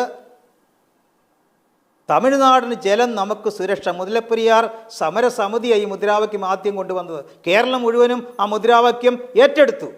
അതുകൊണ്ട് തീർച്ചയായിട്ടും പരിഹാരമുണ്ട്. നമുക്കറിയാം, ഞങ്ങൾ നിരന്തരം പറയുന്നതാണ്, രണ്ട് സംസ്ഥാനങ്ങൾ തമ്മിൽ പ്രശ്നമുണ്ടെങ്കിൽ ഒരു ഫെഡറൽ സംവിധാനത്തിൽ കേന്ദ്ര ഗവൺമെൻറ്റാണ് അതിന് മധ്യസ്ഥം വഹിച്ച് രണ്ട് കൂട്ടരെയും മേശയ്ക്കുറ്റിയിരുത്തി പരിഹാരം ഉണ്ടാക്കണം. പ്രത്യേകിച്ച് നമുക്കറിയാം, ഇപ്പോൾ 2022 നമ്മുടെ കേന്ദ്ര ഗവൺമെൻറ് ഒരു നിയമം നമുക്കറിയാം, ഈ ഡാമുകളുടെ എല്ലാ അധികാരം അവർക്ക് കിട്ടത്തക്ക ഒരു നിയമം പ്രേമേന്ദ്ര സാറിന് കൃത്യം അറിയാമായിരിക്കും. അതുകൊണ്ട് അവരുടെ പവറാണ്. അപ്പോൾ തീർച്ചയായിട്ടും കേരളം ശക്തമായിട്ട് ഇക്കാര്യം ഉന്നയിച്ചാൽ കേന്ദ്ര ഇടപെടും. നമുക്കറിയാം 70കളിൽ ഈ മുല്ലപ്പെരിയാർ ഡാം ശക്തമായ ചോർച്ച കണ്ടു. അതുപോലെ പത്രമാധ്യമങ്ങളെല്ലാം ശക്തമായിട്ട് എഴുതി. അപ്പോൾ കേരളം ശക്തമായിട്ട് കേന്ദ്രത്തിൽ സമ്മർദ്ദം ചെലുത്തി. അതിൻ്റെ ഫലമായിട്ടാണ് കേന്ദ്ര ജല കമ്മീഷൻ ചെയർമാൻ ഡോക്ടർ KC തോമസും വിദഗ്ധ സംഘവും പഠിച്ചിട്ട് ഈ ഡാമിലെ ജലനിരപ്പ് 136 എഴുതാത്തത്. അതുപോലെ ഇപ്പോഴും ഈ 2020കളിൽ അത്തരം ശക്തമായ സമ്മർദ്ദം ഉണ്ടാകുന്നില്ലേ? അത്തരം ശക്തമായ ആവശ്യം കേരളത്തിന്റെ ഭാഗത്ത് നിന്ന് ഉണ്ടാകുന്നില്ല എന്നാണോ? ഉണ്ടായിട്ടുണ്ടോ? നമ്മൾ സുപ്രീം കോടതിയിൽ ശരിക്കും പറഞ്ഞാൽ നമ്മൾ നന്നായിട്ട് ഹാരിസാലയെ പോലുള്ള വക്കീലിലേക്ക് വെച്ച് ഏറ്റവും നന്നായിട്ട് വാദിച്ചു. എന്നാൽ ഏറ്റവും പ്രിയങ്കര പ്രേമേന്ദ്ര സാറ് പറഞ്ഞതുപോലെ അന്ന് ഞങ്ങളും സാറും ഒക്കെ പറഞ്ഞ് നമ്മുടെ ശ്രീ KT തോമസ് നമ്മളെ ചതിച്ചു വേദനയോടെ. ഞങ്ങൾ ഈ സമയത്ത് KT തോമസ് കണ്ടതാണ് കഞ്ഞിക്കുഴിയിൽ വെച്ച്. അത് അദ്ദേഹം പറഞ്ഞു, ഈ ഡാം ബലഹീനമാണ്, കാലഹരണപ്പെട്ടതാ, പുതിയ ഡാം ഉണ്ടാകണം, തമിഴ്നാടും അതിന് അനുകൂലമാണ്. പോരാ നേരത്തെ ഇറങ്ങി വന്ന് എൻ്റെ കയ്യെ പിടിച്ച അച്ഛൻ എനിക്ക് വേണ്ടി പ്രാർത്ഥിക്കണമെന്ന് പറഞ്ഞ ആ KT തോമസ് സാർ നേരെ എതിരായിട്ടാണ് പ്രവർത്തിച്ചത്. അപ്പോൾ അതുകൊണ്ട് സുപ്രീം കോടതി അതുപോലെ അന്ന് ഒരു പ്രശ്നമുണ്ട്. അന്നത്തെ പ്രശ്നം എന്ന് പറഞ്ഞാൽ നമ്മൾ കേന്ദ്രത്തിൽ തമിഴ്നാടിൻ്റെ സപ്പോർട്ടോടു കൂടിയാണ് ഒരു കാലഘട്ടത്തിൽ കേന്ദ്രം ഭരിച്ചിരുന്നത്. അതുകൊണ്ട് ഒരിക്കലും മൻമോഹൻ സിംഗിൻ്റെ കാലത്ത് നമ്മൾ എന്ത് ശക്തിയായിട്ട് പറഞ്ഞാലും ഒരു മാസം കൊണ്ട് പ്രശ്നപരിഹാരം ഉണ്ടാക്കാമെന്ന് പറഞ്ഞാണ് മൻമോഹൻ സിംഗ് പോയത്. പക്ഷേ തമിഴ്നാടിൻ്റെ സപ്പോർട്ട് ഭരിക്കുന്നതുകൊണ്ട് അദ്ദേഹത്തിന് ഒന്നും ചെയ്യുവാൻ സാധിച്ചില്ല. അതുകൊണ്ട് ഇപ്പോൾ നമ്മൾ പഴയ കാര്യം പറഞ്ഞിട്ട് കാര്യമില്ല. ഇപ്പോൾ ശക്തമായിട്ട് ഇപ്പോഴത്തെ ഈ പ്രത്യേക സാഹചര്യം വെച്ച് ഇപ്പോഴത്തെ നമുക്കറിയാം ഈ കാലാവസ്ഥ വ്യതിയാനം, മേഘവിസ്ഫോടനം, അതുപോലെ ന്യൂനമർദ്ദങ്ങൾ, കുലുക്കങ്ങൾ, ഈ സാഹചര്യം വെച്ച് ശക്തമായിട്ട് കേന്ദ്ര സമ്മർദ്ദം ചെലുത്തുക. നമ്മൾ തമിഴ്നാട് എതിരല്ലോ, അവർക്ക് വെള്ളം കൊടുക്കാൻ തയ്യാറാണ്. അത് സുപ്രീം കോടതിയിലോ പാർലമെൻറ്റിൽ എവിടെയും നമുക്ക് ഉറപ്പ് കൊടുക്കാൻ സാധിക്കും. അപ്പോൾ തീർച്ചയായിട്ടും പരിഹാരം ഉണ്ടാകാൻ തീർച്ചയായിട്ടും സാധിക്കും. അതിന് ആർജവത്വത്തോടു കൂടി ഉണർന്ന് പ്രവർത്തിക്കുവാൻ ആരാണ് അങ്ങനെ ആർജവത്തോടെ ഉണർന്ന് പ്രവർത്തിക്കേണ്ടത്? ഫാദർ ജോയ് നിരപ്പേൽ. പ്രവർത്തിക്കാൻ സംസ്ഥാന ഗവൺമെൻറ്റാണ്. കാരണം നമുക്കറിയാം, ഭയം കൂടാതെ ജീവിക്കുക എന്നുള്ളത് ഓരോ പൗരൻ്റെയും മൗലിക അവകാശമാണ്. കഴിഞ്ഞ അനേക വർഷങ്ങളായിട്ട് ഈ പെരിയാർ തീരത്തുള്ളവർ, കേരളത്തിലെ 40 ലക്ഷം ജനങ്ങൾ ഭീതിയിൽ കഴിയുക. അവർക്ക് നീതി കിട്ടുന്നില്ല, അവരുടെ മൗലിക അവകാശമാണ്. അതുകൊണ്ട് തീർച്ചയായിട്ടും സംസ്ഥാന ഗവൺമെൻറ് അതിന് നേതൃത്വം കൊടുക്കണം. കേന്ദ്ര ഗവൺമെൻറ് തീർച്ചയായിട്ടും അതിന് വേണ്ട മുൻകൈ എടുക്കുകയും ചെയ്യണം. ശരി, ശ്രീ ഫാദർ ജോയ് നിരപ്പേൽ, ഞാൻ താങ്കളിലേക്ക് എത്താം. എന്തായാലും രാഷ്ട്രീയ പരിഹാരത്തെക്കുറിച്ച് ജെയിംസ് വിൽസണോട് ചോദിച്ചാൽ അദ്ദേഹം എന്താ അഭിപ്രായം പറയുമെന്ന് അറിയില്ല. നേരത്തെ ശ്രീ PC ശ്രീയക്ക് ഉന്നയിച്ച ഒരു കാര്യമുണ്ട്, തമിഴ്നാടിനെ ബോധ്യപ്പെടുത്തേണ്ട രീതി അണക്കെട്ട് പൊളിക്കുക, പുതിയത് നിർമ്മിക്കുകയല്ലാതെ അത് പ്രായോഗികമായ ഒന്നാണോ? രണ്ടാമത് ഈ നിയമ പോരാട്ടങ്ങളുടെയൊക്കെ പിന്നണിയിൽ പ്രവർത്തിക്കുകയും തമിഴ്നാട്ടിലെ ഉദ്യോഗസ്ഥരുമായിട്ടൊക്കെ ആശയവിനിമയം നടത്തുകയും ഒക്കെ ചെയ്യുമ്പോൾ തമിഴ്നാടിനെ നമുക്കിത് ബോധ്യപ്പെടുത്താൻ സാധിക്കാത്തത് എന്താണ്? സാധിക്കാത്തത് ഇത് അവിടെ അവിടെയും വൈകാരികമായ ഒരു ഇഷ്യൂ. ശ്രീ PC ശ്രീ, ഞാൻ താങ്കളിലേക്ക് വരാം. ഞാൻ ഇപ്പോൾ ജെയിംസ് വിൽസണോടാണ് ചോദിച്ചത്. ഓക്കെ.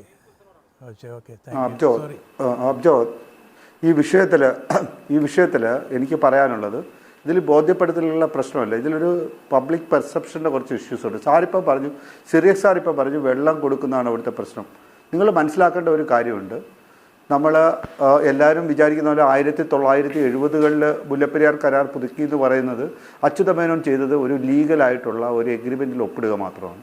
ശരിക്കും പറഞ്ഞാൽ 1954 ഐക്യകേരളം വരുന്നതിന് മുമ്പ് തിരുവിതാംകൂർ കൊച്ചി സംസ്ഥാനം രൂപീകരിച്ച സമയത്ത് അന്ന് പട്ടം താണുള്ള മിനിസ്ട്രിയാണ് 1954 നമ്മൾ ഒരു ഡിസിഷൻ എടുത്തത്. ഈ മുല്ലപ്പെരിയാറിലേക്ക് കറണ്ട് ഉൽപ്പാദിപ്പിക്കാനുള്ള പെർമിഷൻ കൊടുത്തത് അവരാണ്.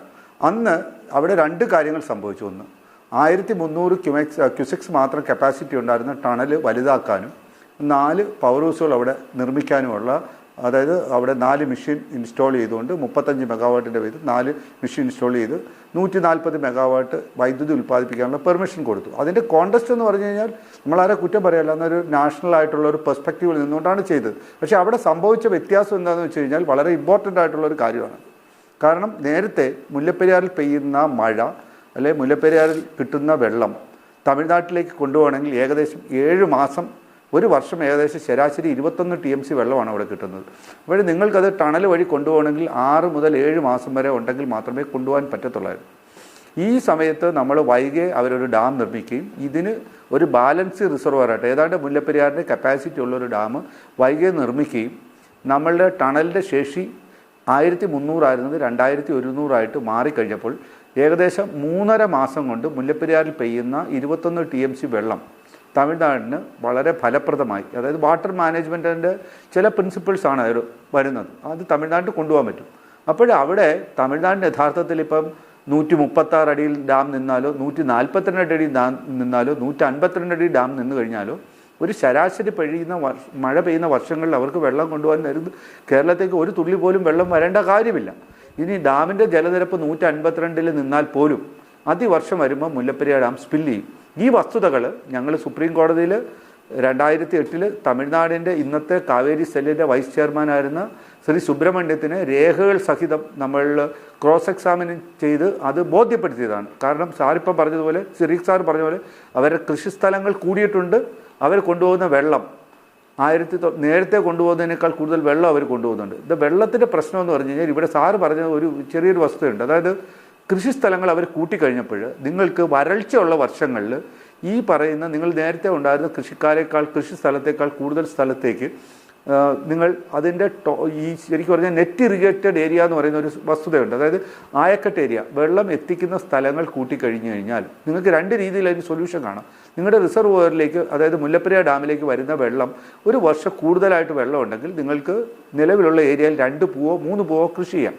അത് നമ്മൾ സാധാരണ കേരളത്തിലൊക്കെ അതാണ് ചെയ്യുന്നത്. പക്ഷേ തമിഴ്നാട് ഒരു ഡ്രോട്ട് ഏരിയ ആയതുകൊണ്ടും അതൊരു ഫാമിംഗ് കമ്മ്യൂണിറ്റി ആയതുകൊണ്ടും അവരവിടെ ചെയ്യുന്നതെന്ന് വെച്ച് കഴിഞ്ഞാൽ അതിൻ്റെ ആയക്കട്ട് ഏരിയ വർദ്ധിപ്പിക്കും.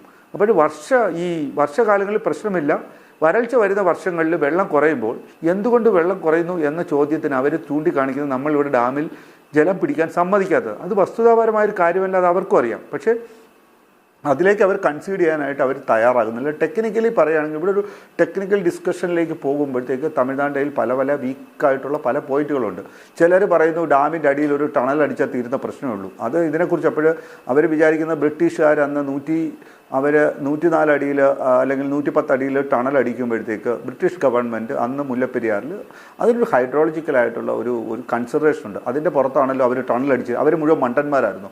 ഈ പറയുന്ന ഡാം വെറും പല ആളുകളിവിടെ പിന്നെ പരിസ്ഥിതിവാദികളും ഡാം വിദഗ്ധന്മാരെന്ന് പറഞ്ഞിട്ട് കേരളത്തിൽ ഉടുപ്പ് ഇട്ടുകൊണ്ട് വന്നൊരു ചർച്ചകളിൽ പറയുന്ന 50 അടിയിൽ ടണൽ അടിച്ചു കഴിഞ്ഞാൽ ഇവിടുത്തെ പ്രശ്നം തീരും. അപ്പോഴും ബ്രിട്ടീഷുകാർ മണ്ടന്മാരായിരുന്നു. അതായത് ഇത്രയും ഇൻഹാബിറ്റബിൾ ആയിട്ടുള്ള ഒരു പ്രദേശത്ത് 155 അടിയുള്ള ഒരു ഡാം പണിഞ്ഞിട്ട് അവിടെ വെറും 110 അടിയിൽ അവർ ടണൽ നിർമ്മിച്ചിരുന്നെങ്കിൽ, ആ ടണൽ നിർമ്മിച്ചതെന്ന് പറഞ്ഞാൽ അത് അങ്ങനെ മാത്രമേ ആ പർട്ടിക്കുലർ വാലിയിൽ നിന്ന് ആ വെള്ളം കൊണ്ടുപോകാൻ പറ്റത്തുള്ളൂ. അപ്പോൾ അവിടെ ഒരു വെള്ളത്തിൻ്റെ പ്രശ്നമല്ല, ഇവിടെ വെള്ളത്തിൻ്റെ പ്രശ്നമല്ല വരുന്നത്. 2 ഡാം സുരക്ഷിതമാണ്.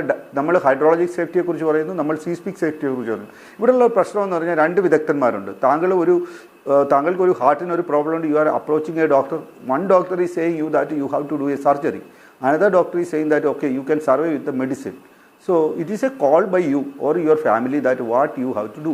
താങ്കൾ എന്താണ് ചെയ്യേണ്ടതെന്ന്. ഇവിടെ IIT Indian institute of technologies എന്ന് പറയുന്ന കേന്ദ്ര സർക്കാരിൻ്റെ അല്ലെങ്കിൽ ഇന്ത്യയിലെ ഏറ്റവും വലിയ സാങ്കേതിക സ്ഥാപനങ്ങളാണ്.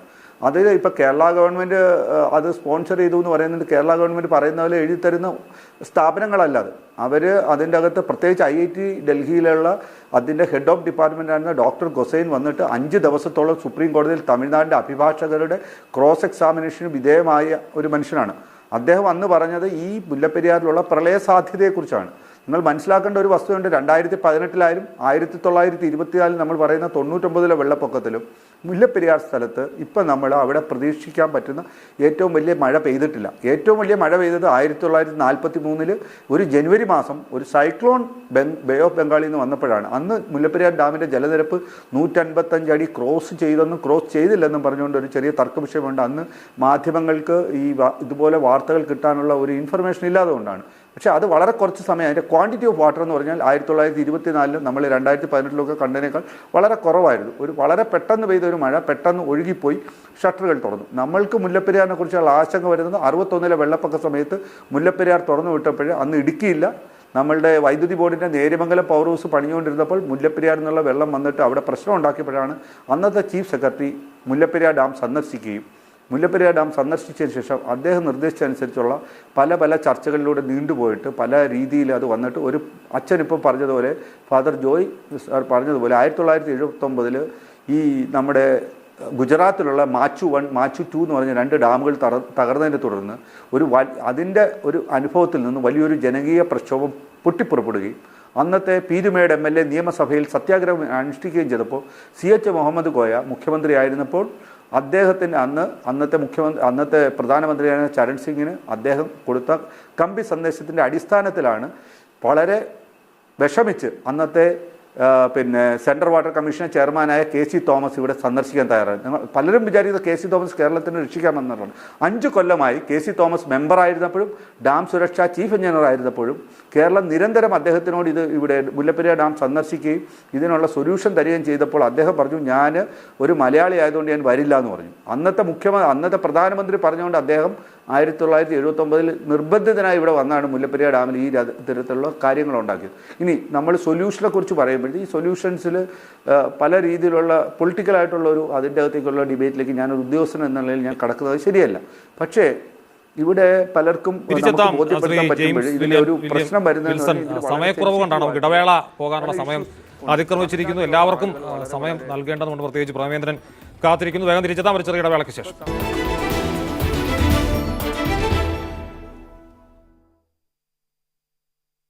NK പ്രേമേന്ദ്രൻ, നേരത്തെ ഫാദർ ജോയി നിരപ്പേലും PC ശ്രീയക്കും ഒക്കെ പറയുമ്പോഴും ആത്യന്തികമായി ഇതിനൊരു നിയമപരമായ പരിഹാരത്തിന് എന്തായാലും വലിയ വലിയ കാത്തിരിപ്പ് വേണ്ടിവരും. നീണ്ട വാദപ്രതിവാദങ്ങൾ, അതിൻ്റെ അപ്പീൽ, അങ്ങനെയൊക്കെ അങ്ങ് പോകും. രാഷ്ട്രീയ പരിഹാരമാണ് എത്ര ബുദ്ധിമുട്ടാണെങ്കിലും ഒരുപക്ഷെ ജനങ്ങളുടെ ആശങ്ക അകറ്റാൻ ഏറ്റവും അഭികാമ്യമായിട്ടുള്ളത്. മുഖ്യമന്ത്രി തലത്തിലൊക്കെ നമ്മളിപ്പോൾ പല രാജ്യങ്ങളും തമ്മിൽ അപ്രതീക്ഷിതമായ വലിയ പ്രശ്നങ്ങൾക്ക് പരിഹാരം കാണാൻ നേരിട്ടുള്ള കൂടിക്കാഴ്ചകളൊക്കെ നടത്തുന്നത് കണ്ടിട്ടുണ്ട്, പരിഹാരം കാണുന്നതും കണ്ടിട്ടുണ്ട്. ഇത്രയും സഹോദര സംസ്ഥാനങ്ങൾക്ക് അത് സാധ്യമാകാതെ വരുന്നത് എന്തുകൊണ്ടാണ്? അത്തരമൊരു ശ്രമം നടക്കണോ? ഈ കാര്യത്തിൽ ഒരുപാട് പരിശ്രമങ്ങൾ സത്യത്തിൽ 2006-11 കാലയളവിലും അതിനു മുമ്പുമൊക്കെ രണ്ട് സംസ്ഥാനങ്ങളും തമ്മിൽ നടത്തിയിട്ടുള്ളതാണ്. ഇവിടെ ബഹുമാനപ്പെട്ട ശ്രീ സാർ സൂചിപ്പിച്ച തമിഴ്നാട് ജനതയെ സംബന്ധിച്ചിടത്തോളം വൈകാരികമായിട്ടുള്ള വിഷയമാണ് വെള്ളം. ആ വൈകാരികതയുടെ മുമ്പിൽ അവർക്ക് മറ്റൊരു പ്രശ്നവും ബാധകമല്ല എന്നത് മാത്രമല്ല, ഗുരുതരമായ രാഷ്ട്രീയ പ്രത്യാഘാതങ്ങൾ ഉണ്ടാകുന്ന സംഭവം കൂടിയാണ്. എനിക്കറിയാം, മുൻ മുഖ്യമന്ത്രി ശ്രീ കല്ലയിഞ്ചർ കരുണാനിധിയും അവിടുത്തെ പൊതുമരാമത്ത് വകുപ്പ് മന്ത്രി ശ്രീ ദുരൈമുരുകൻ ഉൾപ്പെടെയുള്ളവർ ഞങ്ങൾ പലവട്ടം സെൻട്രൽ വാട്ടർ റിസോഴ്സസ് മിനിസ്റ്ററുടെ സാന്നിധ്യത്തിൽ പ്രൈം മിനിസ്റ്ററുടെയൊക്കെ മാധ്യസ്ഥതയിൽ നിന്നൊക്കെ നടന്നിട്ടുള്ള, പ്രൈം മിനിസ്റ്റർ ഉണ്ടായിരുന്നില്ല, പ്രൈം മിനിസ്റ്റർ നിയോഗിച്ചതനുസരിച്ച് സെൻട്രൽ വാട്ടർ റിസോഴ്സസ് മിനിസ്റ്ററുടെ സാന്നിധ്യത്തിൽ നടന്നിട്ടുള്ള ചർച്ചകളിലൊക്കെ അനൗപചാരികമായി അവർ നമ്മളോട് സമ്മതിക്കും ഈ കാര്യത്തെ സംബന്ധിച്ചൊക്കെ. പക്ഷേ അവരൊക്കെ പറയുന്ന വിഷയം, ഏത് ഗവൺമെൻറ് ഇതിൽ നിന്ന് വ്യത്യസ്തമായ ഒരു നിലപാട് സ്വീകരിക്കുന്നു അവർക്ക് കനത്ത തിരിച്ചടി അടുത്ത നിയമസഭാ തെരഞ്ഞെടുപ്പിൽ നേരിടും. അത്രയ്ക്ക് വൈകാരികമാണ് പ്രശ്നം. നമുക്ക് ഓർമ്മയുണ്ട്, ജലനിരപ്പ് കുറയ്ക്കണമെന്ന് ആവശ്യപ്പെട്ടുകൊണ്ട് നമ്മൾ നടത്തിയ പരിശ്രമത്തിൻ്റെ ഭാഗമായി ഈ ഡാമിൻ്റെ സ്ട്രക്ചറൽ സേഫ്റ്റി എന്ത് എന്ന് പരിശോധിക്കാൻ നമ്മൾ നേവൽ മുങ്ങൽ വിദഗ്ധരെ നിയോഗിച്ചു. VS ഗവൺമെൻറ് കാലയളവിൽ അവർ കീഴ്ഭാഗത്ത്, ഡാമിൻ്റെ കീഴ്ഭാഗത്ത് പോയി, അടിഭാഗത്ത് പോയി പരിശോധന നടത്താൻ, ഈ വാട്ടർ ക്യാമറാസ് ഉപയോഗിച്ചുകൊണ്ട് പരിശോധന നടത്താൻ വേണ്ടി അന്ന് നിയോഗിച്ചപ്പോൾ അവർ പ്രഖ്യാപിച്ച ഉപരോധം, കേരളത്തിനെതിരായി പ്രഖ്യാപിച്ച ഉപരോധം ഏതാണ്ട് 2 ദിവസമാണ് നീണ്ടു നിന്നത്. എന്തുമാത്രം അക്രമ സംഭവങ്ങൾ റിപ്പോർട്ട് ചെയ്യപ്പെട്ടു. അപ്പോൾ ഇത്രയും വൈകാരികമായ ഒരു പ്രശ്നത്തെ തമിഴ്നാട് സമീപിക്കുമ്പോൾ ആ ഒരു വൈകാരികത കേരളത്തിനില്ല എന്നുള്ളത് കേരളത്തിൻ്റെ പ്രത്യേകതയാണ്. അപ്പോൾ അത്തരമൊരു സാഹചര്യത്തിൽ ഒരു സംഘർഷത്തിലൂടെ ഈ പ്രശ്നത്തിന് പരിഹാരമുണ്ടാക്കാൻ നമ്മൾ ആരും തന്നെ ആഗ്രഹിക്കുന്നില്ല. അത് കഴിഞ്ഞതിന് ശേഷവും പല ഘട്ടങ്ങളിലും സംഘർഷമുണ്ടായി. ചെന്നൈ പട്ടണത്തിലുള്ള ഒരുപാട് കേരളത്തിലുള്ളവരുടെ വ്യാപാര സ്ഥാപനങ്ങളടക്കം ആക്രമിക്കപ്പെട്ട സംഭവങ്ങളൊക്കെ നമുക്കറിയാം. ഒരു സംഘർഷത്തിലൂടെ ഈ പ്രശ്നത്തിന് പരിഹാരം കാണാനേ കഴിയും. പിന്നെ എന്താണ് സൗഹൃദമായ സമവായ ജനങ്ങളുടെ ആശങ്കയ്ക്ക് ഒരു പരിഹാരം അധികം വിദൂരത്തിലല്ലാതെ? പരിഹാരം ഈ കാര്യത്തിൽ കേന്ദ്ര ഗവൺമെൻറ് ശക്തമായ നിലപാട് ഇപ്പോൾ നമുക്കെല്ലാവർക്കും അറിയാം, ഒരു dam safety authority act parliament പാസ്സാക്കിയിട്ടുണ്ട്. ഒരു ഡാമിൻ്റെ സുരക്ഷയെ സംബന്ധിച്ച് ആശങ്കയോ സംശയമോ ഉണ്ടെങ്കിൽ ഇടപെടാനുള്ള അധികാരം കൃത്യമായി കേന്ദ്ര ഗവൺമെൻറ്റുണ്ട്. നാഷണൽ ഡാം സേഫ്റ്റി കമ്മീഷൻ എന്നൊരു പദവി തന്നെ, ഒരു സ്റ്റാറ്റ്യൂട്ടറി പോസ്റ്റ് തന്നെ ഇതുമായി ബന്ധപ്പെട്ടുണ്ട്. തീർച്ചയായിട്ടും അധികാരാവകാശങ്ങളില്ലാഞ്ഞിട്ടല്ല, പക്ഷേ അത്തരത്തിലൊരു നിലപാടിലേക്ക് കേന്ദ്ര ഗവൺമെൻറ് പോകുമ്പോഴും തമിഴ്നാട്ടിലുണ്ടാകുന്ന അൺട്രസ്റ്റ് ഒരു രാഷ്ട്രീയ പ്രശ്നം തന്നെയാണ്. അപ്പോൾ പിന്നെ അതുകൊണ്ടാണ് ഏറ്റവും ഒടുവിൽ ഒരു കോടതിയെ സമീപിച്ചുകൊണ്ട് കോടതിയിൽ നിന്ന് ഉത്തരവ് വാങ്ങാൻ വേണ്ടി പരിശ്രമിച്ചാൽ പലപ്പോഴും കോടതി ഉത്തരവുകൾക്കുണ്ടാകുന്ന കാലവിളംബം. ഇതാണൊരു വല്ലാത്ത സങ്കീർണമായിട്ടുള്ള പ്രശ്നമാണ് സത്യത്തിൽ. ഈ പ്രശ്നം എങ്ങനെയാണൊരു പെട്ടെന്നുള്ള പരിഹാരമാർഗമെന്ന് ചോദിച്ചു കഴിഞ്ഞാൽ ഉത്തരം പറയാൻ ബുദ്ധിമുട്ടാണ്. അത്രയ്ക്കും പൊളിറ്റിക്കലി സെൻസിറ്റീവായിട്ടുള്ള ഒരു ഇഷ്യൂവിനെ ആ ഒരു പൊളിറ്റിക്കൽ മെച്യൂരിറ്റിയോടുകൂടി കാണാൻ തമിഴ്നാട് ഗവൺമെൻറ്റും തമിഴ്നാട് ജനതയും തയ്യാറാകണം. അതിന് അദ്ദേഹം സൂചിപ്പിച്ച ഒരു നിർദ്ദേശത്തോട് ഞാൻ 100% യോജിക്കുന്നു. ഇന്ന് തമിഴ്നാടും കേരളവും തമ്മിലുള്ള സൗഹൃദാന്തരീക്ഷം, അത് CPM ആണെങ്കിലും കോൺഗ്രസ് ആണെങ്കിലും, ഇന്ന് ആ സംസ്ഥാനവുമായി ബന്ധപ്പെട്ടുകൊണ്ടുള്ളൊരു സൗഹൃദം നിലനിൽക്കുന്ന പശ്ചാത്തലത്തിൽ അവിടുത്തെ എല്ലാ രാഷ്ട്രീയ പാർട്ടികളെയും വിശ്വാസത്തിലെടുത്ത് മുഖ്യമന്ത്രിയുമായി സംസാരിച്ചുകൊണ്ട് അത്തരത്തിലൊരു രാഷ്ട്രീയ പരിഹാരത്തിന് വേണ്ടിയിട്ടുള്ള പരിശ്രമം ഒന്നുകൂടി നടത്തുക എന്നുള്ളതാണ് അടിയന്തര പ്രാധാന്യത്തോടുകൂടി. ഇവിടെ നമുക്കെല്ലാവർക്കും അറിയാം, വയനാട് ഉണ്ടായിട്ടുള്ള സംഭവം, കവളപ്പാറയിൽ 2018 അതിപ്രളയം. നമ്മൾ ഒറ്റ കാര്യം ആലോചിച്ചാൽ മതി അംജോദ്, 2018 ഉണ്ടായിട്ടുള്ള മഴവെള്ളം അല്ലെങ്കിൽ ആ പെയ്ത്തുവെള്ളം ഒരു പക്ഷേ മുല്ലപ്പെരിയാർ ഡാമിൻ്റെ വൃഷ്ടിപ്രദേശത്തായിരുന്നു എന്നുണ്ടെങ്കിൽ, ഇവിടെ നേരത്തെ ജെയിംസ് വിൽസൺ സൂചിപ്പിച്ചു, കൃത്യമായ പഠനമാണ് സത്യത്തിൽ ഡൽഹി IIT നടത്തിയത്. അങ്ങനെ ഒരു പ്രളയം 1924 ഉണ്ടായതിന് സമാനമായിട്ടുള്ള ഒരു പ്രളയം മുല്ലപ്പെരിയാറിൻ്റെ വൃഷ്ടിപ്രദേശത്തുണ്ടാക്കിയാൽ ഒരു സംശയവും വേണ്ട, ഡാം ഓവർഫ്ലോ ചെയ്യുന്ന ഒരു ഡാമിന് നിലനിൽക്കാൻ കഴിയില്ല, അത് തെന്നിമാറും, അത് കൊളാപ്സ് ചെയ്യുമെന്നുള്ളത് അംഗീകരിക്കപ്പെട്ടിട്ടുള്ള എഞ്ചിനീയറിംഗ് പൊതുതത്വമാണ്. അതാണ് ഡോക്ടർ ഗൊസൈൻ്റെ നേതൃത്വത്തിലുള്ള പഠന സംഘം. ഇവിടെ പറഞ്ഞല്ലോ 5 ദിവസമാണ് അദ്ദേഹത്തെ ഒരു കോടതിയിൽ ഒരു സാക്ഷിയെ നിർത്തി വിസ്തരിക്കുന്നത് പോലെ തമിഴ്നാടിൻ്റെ സീനിയർ അഭിഭാഷകൻ പരാശരൻ ഉൾപ്പെടെയുള്ളവർ 5 ദിവസം, എനിക്കിപ്പോൾ കൃത്യമായിട്ട് ഓർമ്മയില്ല, 10-400 ചോദ്യങ്ങളാണ് അദ്ദേഹത്തോട് ചോദിച്ചത്. മുഴുവൻ ചോദ്യങ്ങളെയും അദ്ദേഹം അഭിസംബോധന ചെയ്തു, വളരെ സംതൃപ്തമായിട്ടുള്ള ആൻസർ കൊടുത്തു. അദ്ദേഹം സബ്സ്റ്റാൻഷിയേറ്റ് ചെയ്തു, hydrologically the dam is not safe, seismically dam is not safe, structurally dam is not safe. ഈ 3 ഘടകങ്ങളും ഉന്നയിച്ചിട്ടുള്ള പശ്ചാത്തലത്തിൽ അതാണ് ഞാൻ പറഞ്ഞത്, അന്ന് കേസ് ഒരു വിന്നിങ് എഡ്ജിലേക്ക് പോയ ഘട്ടത്തിലാണ് സത്യത്തിൽ ഞാൻ നേരത്തെ പറഞ്ഞ വളരെ അനിഷ്ടകരമായ അനുഭവം എൻ്റെ പൊതുജീവിതത്തിൽ ഒരിക്കലും ഇങ്ങനെ ഉണ്ടായിട്ടില്ല. ഇവിടെ നിരപ്പേലച്ചൻ സൂചിപ്പിച്ചു, വളരെ അവസാന നിമിഷം വരെ ഈ ഡാം ടോട്ടലി അൺസേഫാണ്, ഒരു തരത്തിലും നമുക്കിതിനെ ഉൾക്കൊള്ളാൻ കഴിയില്ല എന്ന് നിലപാട് സ്വീകരിച്ച അദ്ദേഹം ആ എടുത്തൊരു നിലപാട് കേരളത്തെ വല്ലാതെ തളർത്തി എന്ന് മാത്രമല്ല, അതുണ്ടാക്കാൻ പോകുന്ന, അത് കേരളത്തിനുണ്ടാക്കിയിട്ടുള്ള നഷ്ടം ഇനിയും നമ്മൾ തിരിച്ചറിയാൻ പോകുന്നതേ ഉള്ളൂ. അതുകൊണ്ട് ഞാൻ ആവർത്തിച്ച് പറയുന്നു, ഒരു ജുഡീഷ്യൽ റെസൊല്യൂഷനുണ്ട്, പൊളിറ്റിക്കൽ റെസൊല്യൂഷനുണ്ട്. ഒരു സംശയവും വേണ്ട, ഒരു പൊളിറ്റിക്കൽ റെസൊല്യൂഷൻ ആയിരിക്കും ഈ കാര്യത്തിൽ നല്ലത്. അവരെ കൺവിൻസ് ചെയ്യാൻ എത്രമാത്രം കഴിയുമെന്നുള്ളതാണ് ഇവിടെ പറഞ്ഞ വളരെ പ്രസക്തമായിട്ടുള്ളൊരു പ്രശ്നം. എന്തൊരു സത്യത്തിൽ തമിഴ്നാട് സ്വീകരിച്ചത് മുഴുവൻ വളരെ അൺഡെമോക്രാറ്റിക് ആയിട്ടുള്ളൊരു പ്രോസസ്സായിരുന്നു. ഞങ്ങൾ തലയിൽ കൈ വച്ചു, 136 അടിയിൽ നിന്നാൽ പോലും നിങ്ങൾക്ക് കിട്ടുന്ന വെള്ളത്തിൻ്റെ അളവിനൊരു കുറവുണ്ടാകുന്നില്ല. 1970 നിന്ന് അല്ലെങ്കിൽ 1979 146 അടിയിൽ നിന്ന് 136 അടിയിലേക്ക് മാറ്റുമ്പോൾ അന്നുണ്ടായിരുന്നതിനേക്കാൾ കൂടുതൽ ആയക്കെട്ട് പ്രദേശത്തേക്ക് കൃഷി നിങ്ങൾക്ക് വ്യാപിപ്പിക്കാൻ കഴിഞ്ഞു. അന്ന് കൊണ്ടുപോയതിനേക്കാൾ കൂടുതൽ വെള്ളം നിങ്ങൾക്ക് കൊണ്ടുപോകാൻ കഴിഞ്ഞു. അപ്പൊ എന്തിനാണ് ജലനിരപ്പ് ഇത് പറഞ്ഞ് തമിഴ്നാടിനെ എങ്ങനെ ബോധ്യപ്പെടുത്തും? പ്രത്യേകിച്ച് തമിഴ്നാടിന്റെ ആ മേഖലയിലുള്ള രാഷ്ട്രീയ നേതൃത്വത്തിൽ ഒരുപക്ഷെ ബോധ്യമുണ്ടാകും, പക്ഷെ ആ മനുഷ്യരെ എങ്ങനെ ബോധ്യപ്പെടുത്താൻ കഴിയുമെന്ന വലിയ ചോദ്യത്തിനുള്ള ഉത്തരമായിരിക്കും മുല്ലപ്പെരിയാർ പ്രശ്നത്തിനുള്ള പരിഹാരം. വേഗം തിരിച്ചെത്താൻ സിറിയക്, നമുക്ക് 2 മിനിറ്റ് സമയം ബാക്കിയുള്ളൂ. വളരെ ലളിതമായ ചോദ്യമാണ്. തമിഴ്നാട് സർക്കാരിനെയും ഒരുപക്ഷെ ബോധ്യപ്പെടുത്താൻ കഴിഞ്ഞേക്കും ഈ മുഖ്യമന്ത്രി തല ഇടപെടലിലൊക്കെ കൂടെ. പക്ഷേ ആ മേഖലയിലെ ജനങ്ങളെ നമുക്കെങ്ങനെ വിശ്വാസത്തിലെടുക്കാൻ കഴിയും? അതല്ലാതെ ഇതിനൊരു പരിഹാരം ഉണ്ടാകുമെന്ന് തോന്നുന്നില്ല. ആദ്യം ചെയ്യേണ്ടത് നമ്മൾ തന്നെ ചർച്ച ചെയ്യണം. നമ്മുടെ പാർട്ടികളും നമ്മുടെ നേതാക്കളും നമ്മുടെ രാഷ്ട്രീയ കക്ഷികളും ഒരു സമന്വയത്തിലെത്തണം. പുതിയ ഡാം എന്ന് പറഞ്ഞുകൊണ്ടിരിക്കുന്നത് തന്നെ നിർത്തുക. അതിന് പകരം പുതിയ ഡാമെന്ന് പറയുമ്പോഴാണ് അവർക്ക് ചുവപ്പ് കണ്ട കാളയെപ്പോലെ അവർക്ക് പ്രയാസം തോന്നുന്നത്. ഇത് ഈ ഡാം എങ്ങനെയെങ്കിലും ഇല്ലാതാക്കി പുതിയ ഡാം വരുമ്പോഴത്തേക്കും പുതിയ എഗ്രിമെൻ്റ് എന്ന് നമ്മൾ പറയും. അപ്പം അവർക്ക് വെള്ളം കിട്ടാതെ വരും എന്നൊക്കെയുള്ള ഭയങ്ങളാണ് ഇതിൻ്റെ പുറകിൽ. അപ്പോൾ ആദ്യം നമ്മൾ തന്നെ ബോധ്യപ്പെടുക, പുതിയ ഡാം എന്നുള്ളത് പ്രായോഗികമല്ല, പ്രായോഗികമായിട്ടുള്ളത് ഞാൻ പറഞ്ഞ സംഗതിയേ ഉള്ളൂ. അത് ബോധ്യപ്പെട്ട് കഴിഞ്ഞാൽ അതിനെന്തെങ്കിലും സാങ്കേതിക വിദഗ്ധന്മാർ ചർച്ച ചെയ്യട്ടെ. ഇത് നമുക്ക് തീർച്ചയായിട്ടും ഇത് എല്ലാ സാങ്കേതിക വിദഗ്ധന്മാരും നല്ലതാണെന്ന് സമ്മതിക്കുമെന്ന് എനിക്ക് ഉറപ്പുണ്ട്. അത് നമ്മുടെ രാഷ്ട്രീയ കക്ഷികൾ എല്ലാവരും ഒന്നിച്ചു കഴിഞ്ഞാൽ നമ്മൾ അവിടെ പറയുക, പുതിയ ഡാം എന്നുള്ള ആ ആശയം ഞങ്ങൾ ഉപേക്ഷിച്ചിരിക്കുന്നു, നിലവിലുള്ള ഡാം തന്നെ ഉപയോഗിച്ച് നിങ്ങൾക്ക് വെള്ളവും തരും, ഞങ്ങൾക്ക് സുരക്ഷയും ഉറപ്പാക്കും, ഇത് രണ്ടും ചെയ്യുകയാണ് ഞങ്ങളുടെ ലക്ഷ്യം എന്ന് പറഞ്ഞ് ആദ്യം അവരുടെ നേതാക്കന്മാരെ കൺവിൻസ് ചെയ്യണം.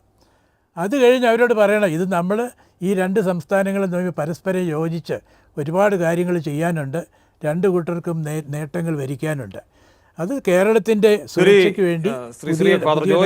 അവസാനമായി ഇതല്ലാതെ മറ്റെന്തെങ്കിലും വഴി, ഈ പുതിയ ഡാമിനെ കുറിച്ച് അഭിപ്രായം പറയാൻ സാധാരണക്കാരായ നമുക്കൊരു പക്ഷേ കഴിഞ്ഞെന്ന് വരില്ല. അവിടുത്തെ ആ മേഖലയിലെ ജനങ്ങളെ നമ്മുടെ സുരക്ഷയെക്കുറിച്ചുള്ള ആശങ്ക ബോധ്യപ്പെടുത്തിയും അവർക്ക് വെള്ളം കൃത്യമായി നൽകുമെന്ന് ബോധ്യപ്പെടുത്തുകയും ചെയ്യാതെ ഒരു പരിഹാരം സാധ്യമാണോ?